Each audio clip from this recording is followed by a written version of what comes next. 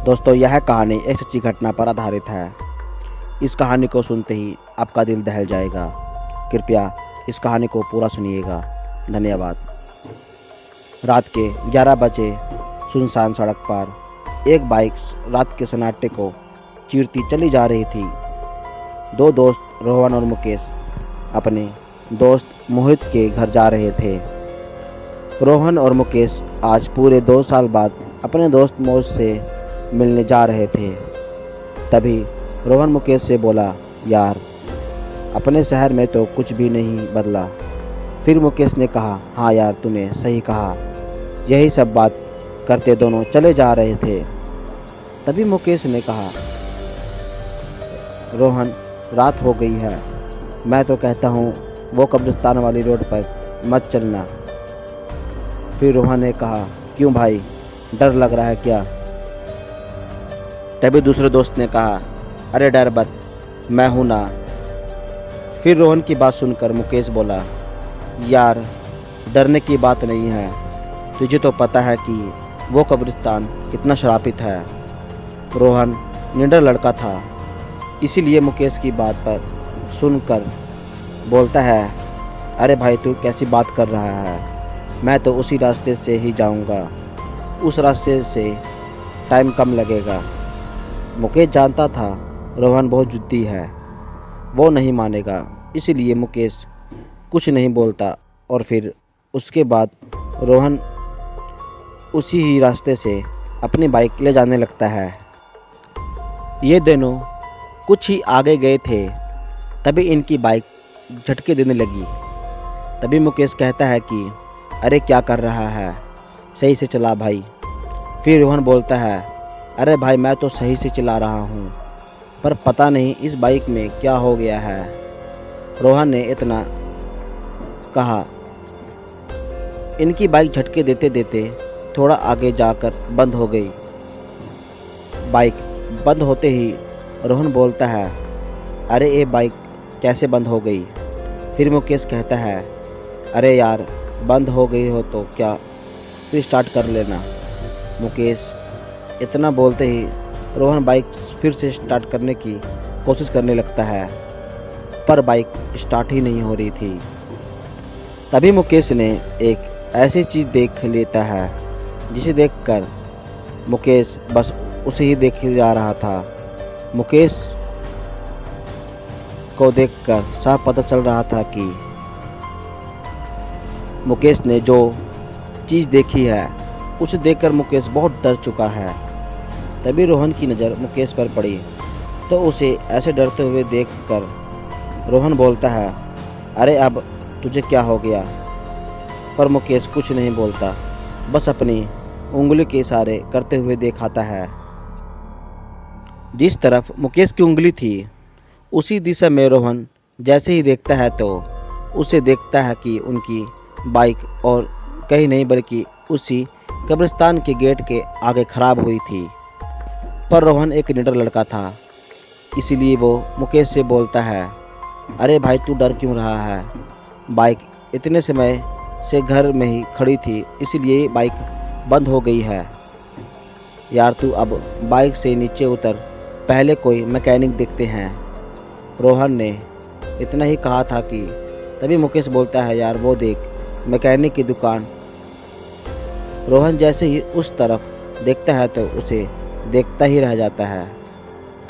एक छोटी सी झोपड़ी बनी थी जिसमें एक पीला वाला बल्ब टंगा था और उसमें 45-50 साल का एक आदमी बैठा था। फिर उसके बाद वो दोनों अपनी बाइक उस मैकेनिक के पास ले जाते हैं और रोहन बोलता है, अरे काका देखना तो हमारी बाइक अचानक से बंद हो गया है, इसमें क्या हो गया है? रोहन की बात सुनकर वो मैकेनिक उनकी तरफ देखा और बोलता है, अच्छा बेटा तुम कुछ देर यहीं बैठो, मैं अभी देखता हूँ इसमें क्या हुआ है। इतना बोलकर वो आदमी बाइक ठीक करने लगता है और रोहन और मुकेश अभी वहाँ बैठे ही थे।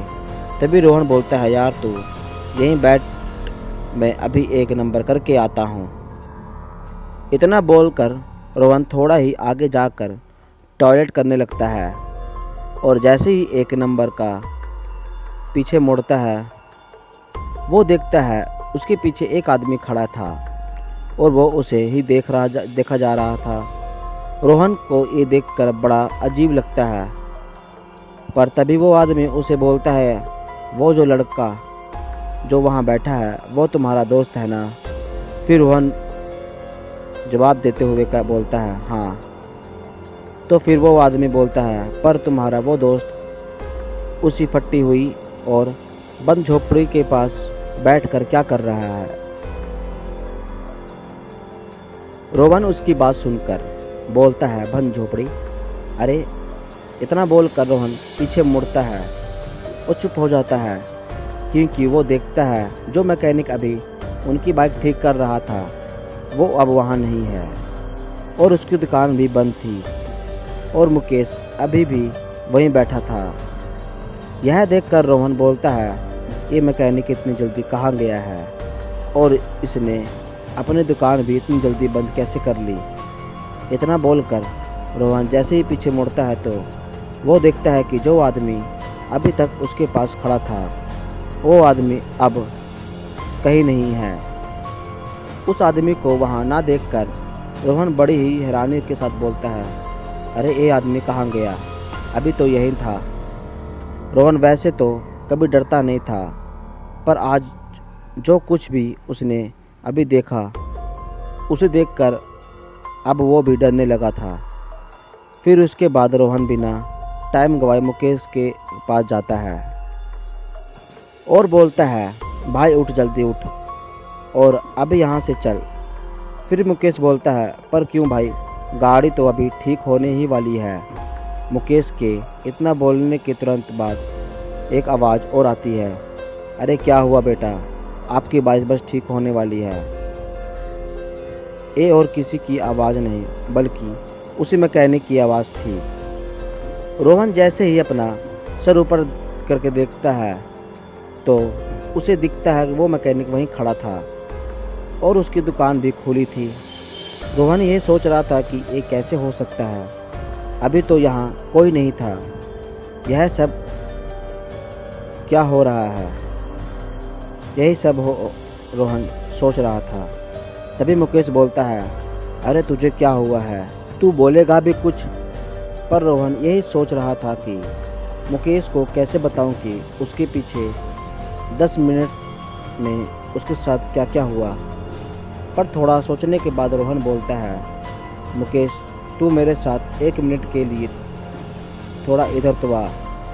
इतना बोलकर रोहन मुकेश को थोड़ा साइड में ले जाता है और बोलता है, यार मुकेश, ये जो मैकेनिक है मुझे लगता है कि भूत है। मुकेश रोहन की बात सुनकर हंसने लगता है और हंसते हंसते हुए कहता है कि माना मैं भूत से डरता हूँ, पर इतना भी नहीं कि तू जो कुछ भी बोलेगा उसको मान लूँगा। चल अब बस मजाक बंद कर और चल अब गाड़ी के पास ही बैठते हैं। फिर रोहन बोलता है, रुक भाई। फिर उसके बाद रोहन उसे सारी बात बताता है जो उसके पिछले 10 मिनट में हुआ। फिर मुकेश रोहन की बात सुनकर बोलता है, यार तुझे कोई वहम हुआ होगा। इतना बोलकर वो वापस गाड़ी के पास जाने लगता है। मुकेश ने रोहन की बात को मजाक में ले लिया था, इसीलिए वो दोनों वहीं अपनी गाड़ी के पास ही आकर बैठ जाते हैं। पर तभी वो मैकेनिक अपनी गंभीर आवाज़ से बोलता है, बाबू साहब, क्या आपने यह अभी तक ये नहीं सोचा? एक सुनसान सड़क और आसपास कोई दुकान नहीं है, बस कब्रिस्तान के गेट के सामने एक मैकेनिक की दुकान है और बगल में जंगल भी है और उसमें तभी भी रात के 12 बजे तक दुकान खोल रखी है। वो दोनों कुछ नहीं बोलते, बस एक दूसरे को देखते रहते और उस मैकेनिक की बात सुनते रहते। फिर वो मैकेनिक अपनी बात को जारी रखते हुए कहता है कि मैं आपकी बाइक ठीक तो कर दूंगा, पर उसके मैं कोई पैसा नहीं लूँगा। फिर मुकेश ने झिझकाते हुए कहा, पर क्यों? फिर वो मैकेनिक मुस्कुराते हुए बोला, मैं पैसे नहीं लेता हूँ और मुझे पैसे भी नहीं चाहिए, मुझे तुम दोनों की जान चाहिए। यह सुनकर दोनों हक्के बक्के रह गए और दोनों अब ना आओ देखते ना ताओ देखते। दोनों वहाँ से तुरंत उठकर भागने लगते। दोनों लगातार भागते ही जा रहे थे, पर वो कब्रिस्तान की दीवार पार नहीं कर पा रहे थे, यानी वो कब्रिस्तान से आगे नहीं जा पा रहे थे। दोनों को अब भागते भागते लगभग आधा घंटा हो गया था और दोनों की सांस भी फूलने लगी थी। पर तभी दोनों अचानक रुक जाते और वो दोनों देखते हैं आगे उसी मैकेनिक की दुकान थी और वो वहीं कब्रिस्तान का गेट था, यानी वो दोनों भागते भागते वहीं वापस आ गए थे। फिर तभी वो दोनों देखते हैं कि वो मैकेनिक अभी भी उन्हें ही देखकर मुस्कुरा रहा था, मानो वो यह कह रहा था कि तुम अभी कहीं नहीं जा सकते। दोनों सोच ही रहे थे वो क्या करे। तभी रोहन मुकेश की जंगल की ओर भागने को बोलता है। फिर उसके बाद दोनों जंगल की ओर भागने लगते हैं और दोनों भागते भागते अब जंगल के काफ़ी अंदर आ गए थे। तभी दोनों को किसी औरत की रोने की आवाज़ सुनाई देती है। आवाज़ सुनकर दोनों पहले एक ही जगह पर रुक जाते हैं। फिर दोनों जिस ओर से रोने की आवाज़ आ रही थी उसी ओर जाने लगते हैं। पर थोड़ा ही आगे जाकर वो दोनों देखते हैं एक औरत उनसे थोड़ी दूर पर बैठी अपने सर को नीचे की ओर करके रो रही थी। पर रोहन को पता नहीं क्या होता है। वो उसी औरत के पास जाने लगता है। मुकेश उसे रोकना चाहता था, पर वो कुछ नहीं बोलता और वो भी उसके साथ ही वहीं जाने लगता है। फिर उसके बाद रोहन उस औरत के पास जाता है और बोलता है, अरे सुनिए, कौन है आप और इतनी रात को यहाँ क्या कर रही है? पर वो औरत रोहन की बात का कुछ जवाब नहीं देता, जैसे रोहन की बात सुनी ही ना हो। फिर रोहन अपने हाथ से उस औरत को टच करते हुए एक बार फिर से बोलता, अरे आप कौन हैं और आप रो क्यों रही हैं? इस बार वो उनकी बात सुन लेती है और वो अचानक से अपना रोना बंद कर देती है और बोलती है, उसने मेरे पति को मार दिया है। बस इतना बोलकर वो औरत फिर से रोने लगती है। फिर मुकेश डरते डरते बोलता है, किसने तुम्हारे पति को मारा है? फिर वो औरत अपनी गंभीर आवाज़ से बोलती है, उसने मेरे पति से अपनी गाड़ी ठीक करवाई और जब मेरे पति ने उससे पैसे मांगे तो उसने मेरे पति को मार दिया और अब वह हम सब की गाड़ी ठीक तो करता है पर पैसे नहीं लेता। इतना बोलकर वो औरत चुप हो जाती है। यह सुनकर उन दोनों के होश उड़ जाते हैं और तभी वो औरत अचानक से अपना सर ऊपर करती है और उन दोनों की तरफ जैसे देखती है और जैसे ही वो दोनों उस औरत का चेहरा देखते हैं तो उनका दिल अपनी दुगनी रफ्तार से धड़कने लगता है, क्योंकि उस औरत का चेहरा पूरा सफ़ेद पड़ा हुआ, जैसे उसके शरीर में खून की एक बूंद भी ना हो। फिर वो औरत उन दोनों की तरफ देखती है और बोलती है, अब तुमने हमसे अपनी बाइक ठीक करवाई है, अब तुम्हें मरना होगा, क्योंकि तुम भी पैसे नहीं देते और मेरे पति को मार देते। दोनों जैसे यह सुनते हैं तो उनके अंदर डर की एक लहर सी चलने लगती है, इसलिए तुरंत अपना हाथ जोड़ते हैं और विनती करने लगते हैं, हमें जाने दो, हम तो पैसे देने ही वाले थे, हमें जाने दो। तभी उनके पीछे से एक आवाज़ आती है, बाइक ठीक हो गई बाबू साहब। आवाज़ सुनकर दोनों जैसे ही अपने पीछे देखते हैं तो वो मैकेनिक उनके पीछे ही खड़ा था और वो मैकेनिक फिर बोलता है, आपकी बाइक ठीक हो गई है। इसके इतना बोलते ही रोहन और मुकेश रोते हुए बोलते हैं, हमें जाने दो, हमने कुछ नहीं किया है। पर उनकी बात सुनकर वो मैकेनिक बोलता है, कुछ करने के लिए तुम बचोगे कब? इतना बोलकर वो उनके पास आने लगता है और वो जितना पास जा रहा था वो मैकेनिक उतना ही भयंकर होते जा रहा था। यानी उसका चेहरा सफ़ेद हो गया था और उसकी एक आँख से खून आने लगा था।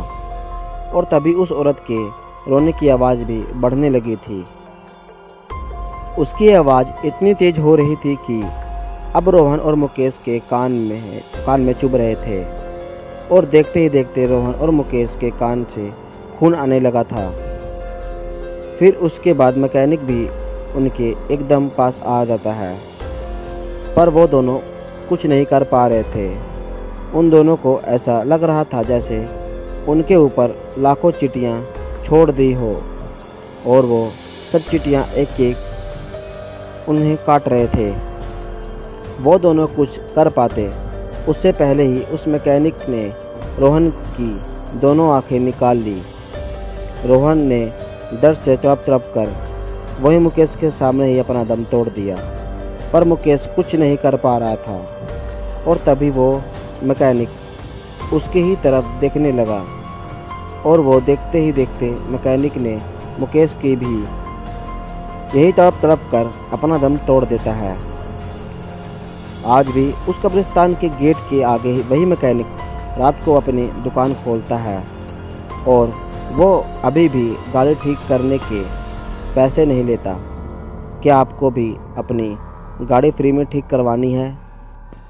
दोस्तों, आपको यह वीडियो कैसी लगी? अगर अच्छी लगी हो तो वीडियो को लाइक कर दें और